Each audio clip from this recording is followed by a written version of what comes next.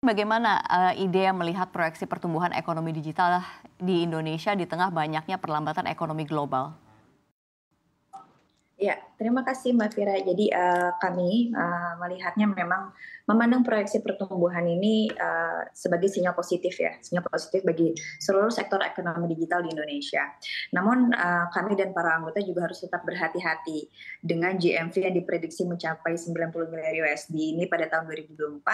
Indonesia akan tetap menjadi pemain utama tentunya di Asia Tenggara, namun kami menyadari bahwa apa yang terjadi di level global akan juga berimbas pada negara-negara berkembang seperti di Indonesia, seperti di kawasan ASEAN dan lainnya. Jadi perlambatan ekonomi global ini memerlukan strategi yang adaptif, inovatif agar ekosistem digital itu tetap tumbuh sejalan dan komitmen dengan pemerintah untuk menjaga stabilitas dan mengendalikan inflasi.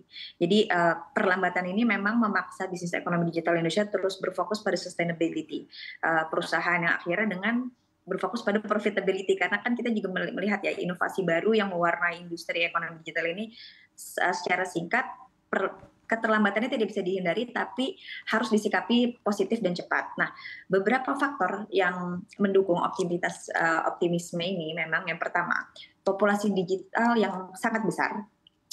Indonesia didukung jumlah pendukung yang sangat tinggi dan relatif memiliki populasi yang besar dan penetrasi internet yang terus ditingkatkan terutama di kota-kota kecil dan mengoptimalkan basis pengguna yang kuat untuk berbagai ekosistem. Kedua, tentunya perkembangan fintech karena fintech menjadi sektor utama produk-produk yang tidak dapat dijangkau di lapisan tertentu, Mbak Vira, karena kita tahu kan seperti pinjaman digital, pembiayaan, kini layanan tersebut sangat mampu menjangkau masyarakat yang tidak memiliki akses layanan perbankan tradisional dan mendukung UMKM untuk memperoleh pembiayaan. Nah, yang paling penting adalah dukungan pemerintah dan kebijakan regulator karena pemerintah Indonesia ini terus mendorong digitalisasi melalui berbagai inisiatif. Jadi seperti pengembangan infrastruktur digital, sinergi kementerian, pembuatan regulasi yang mendukung, dan ekosistem digital yang sehat. Dukungan ini berperan besar dalam menjaga momentum dan juga pertumbuhan sektor digital. Jadi tidak bisa kita jalankan sendiri, memang harus betul-betul kita berkolaborasi seperti itu. Baik, Mbak Arsy, menurut Anda sebenarnya apa aja faktor utama yang membuat sektor e-commerce ini menjadi kontributor utama gitu atau kontributor terbesar dalam ekonomi digital di Indonesia? Ya, faktor utama keberhasilan sektor e-commerce adalah perilaku berbelanja konsumen yang masih memanfaatkan perdagangan melalui sistem elektronik PMSC atau e-commerce. Untuk mendapatkan barang atau jasa yang mereka butuhkan atau mereka inginkan selanjutnya, inovasi berkelanjutan terutama pada fitur-fitur yang meningkatkan pengalaman belanja. Karena kita kan experience terus ya belanja online gitu.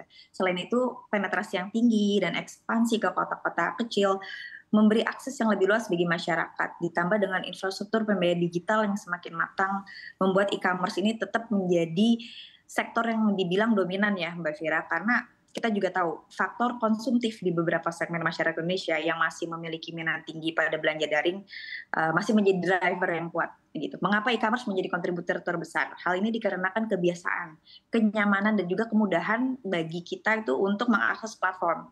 Nah, sekarang kompetitif industri lainnya seperti AI, blockchain, dan online gaming, kami merasa akan ada pergeseran ke depan gitu ya. Contohnya di mana online gaming itu misalnya market terbesarnya adalah Gen Z dan Alpha ya. Walaupun saat ini secara transaksi yang terjadi di industri game atau online tidak bisa dibilang kecil atau dengan tren adopsi AI yang semakin kencang gitu. Tapi kita percaya industri digital ini bisa menopang industri kreatif gitu.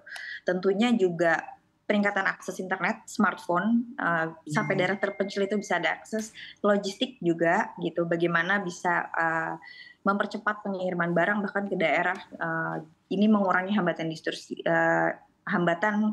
untuk distribusi gitu, dan tentunya integrasi dengan sektor fintech.